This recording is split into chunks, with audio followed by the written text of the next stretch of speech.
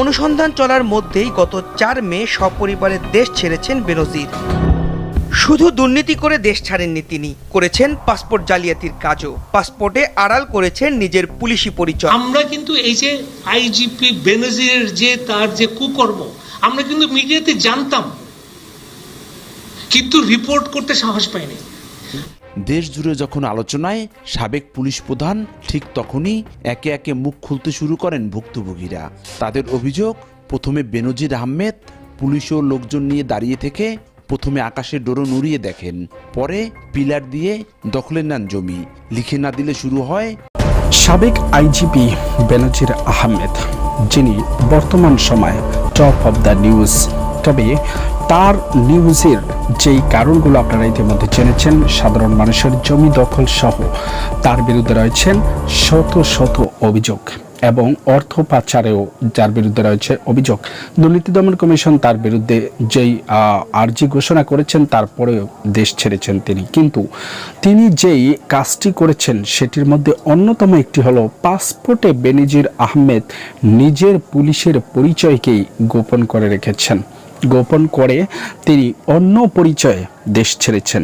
কিন্তু দর্শক, কিভাবে সম্ভব, যেখানে একজন গভর্নমেন্টের লোক, যিনি আসলে কোন বলে তিনি এই কাজটা করতে পেরেছেন কিংবা করতে সক্ষম হয়েছেন?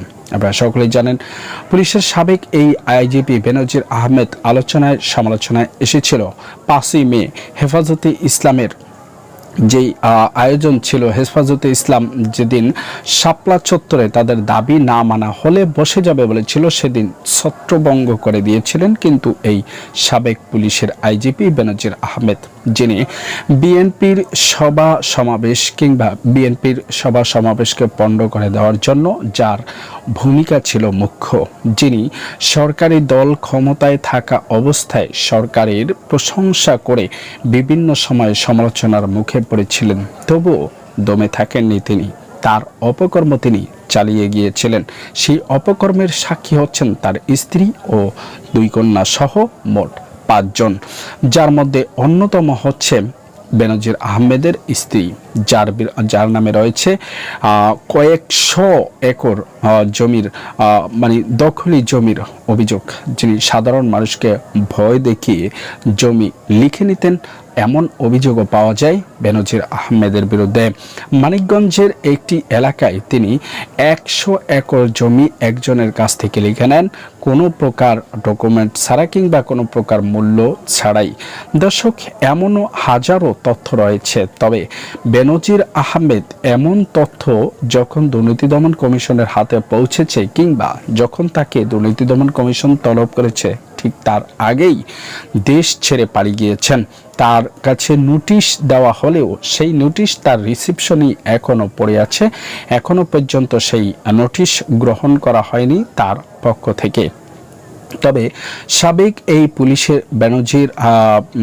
পুলিশের যে আইজি বেনজির আহমেদ, তিনি বিভিন্ন সময় আলোচনায় সমালোচনায় থাকলেও বর্তমান সময়ে তিনি কোথায় আছেন, কার কাছে আছেন, কিভাবে আছেন, কোন হালতে আছেন, যিনি কিনা বাংলাদেশ থেকে গেলেও বা নিজের নাম পরিচয় গোপন করে নতুন পাসপোর্ট নিয়ে বর্তমানে অনেকেই সন্দেহ করছেন তিনি দুবাই আছেন। দর্শক, শাপলা চত্বরের সেই ভয়ঙ্কর দৃশ্য হয়তোবা আপনাদেরকে এখনো পর্যন্ত কাঁদিয়ে তুলতে পারে। সেই দৃশ্যের মহানায়ক হচ্ছেন এই পুলিশের বেনজির আহমেদ, যাকে এর জন্য জবাবদিহি চাইতে গেলে তিনি তারপরে যে কথাগুলো বলেছেন সেটি শুনলে আপনিও রীতিমতো অবাক হবেন। দর্শক, তবে কথায় আছে যে চোরের 10 দিন গৃহস্থের 1 দিন। এখন দড়াই খেয়ে গেলেন তো বেনজির। দর্শক, তার বিরুদ্ধে কি পরিমাণ শাস্তি হতে পারে আপনারা জানেন। খালেদা জিয়ার বাসার সামনে যখন তাকে গ্রেপ্তার করা হয়, তখন তার বাসার সামনে বালুভর্তি ট্রাক ও পুলিশের টহল বসিয়েছিলেন এই বেনজির আহমেদ। শুধু তাই নয়, বিএনপির অফিসকেও তালাবদ্ধ করে দিয়েছিলেন। বিএনপির প্রোগ্রামকে নস্যাৎ করার জন্য যিনি মুখ্য ভূমিকা পালন করেছিলেন তিনি হচ্ছেন পুলিশের এই আইজি সাবেক বেনজির আহমেদ।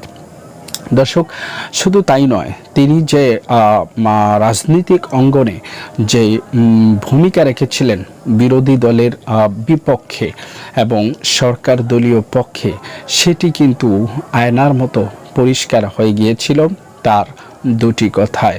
তার মধ্যে অন্যতম একটি কথা ছিল তার, যদি র্যাব কিংবা পুলিশকে গুলি দেওয়া হয়েছে কেন, যদি গুলি করার অনুমতি নাই থাকে, অপরাধীদের অপরাধ করবে আর আইন শৃঙ্খলা রক্ষাকারী বাহিনী তা চেয়ে দেখবে। আইন শৃঙ্খলা রক্ষাকারী বাহিনীকে কে অস্ত্র দেওয়া হয়েছে হাডুডু খেলার জন্য, এমন প্রশ্ন ছুড়ে দিয়েছিলেন বেনজির আহমেদ। শুধু তাই নয়, বন্দুক যুদ্ধ হলে কি আমাদের লোকজন বন্দুক ফেলে পালিয়ে চলে আসবে? বেনজির আহমেদের এমন প্রশ্নেই যেন মনে হয় তিনি কতটুকু সরকার দলীয় পক্ষ হিসেবে কাজ করেছিলেন। কিন্তু বর্তমান সময়ে তার যেই নাজেহাল পরিস্থিতি, এখন কি তার সঙ্গ দেবে সরকার? বিস্তারিত দেখবেন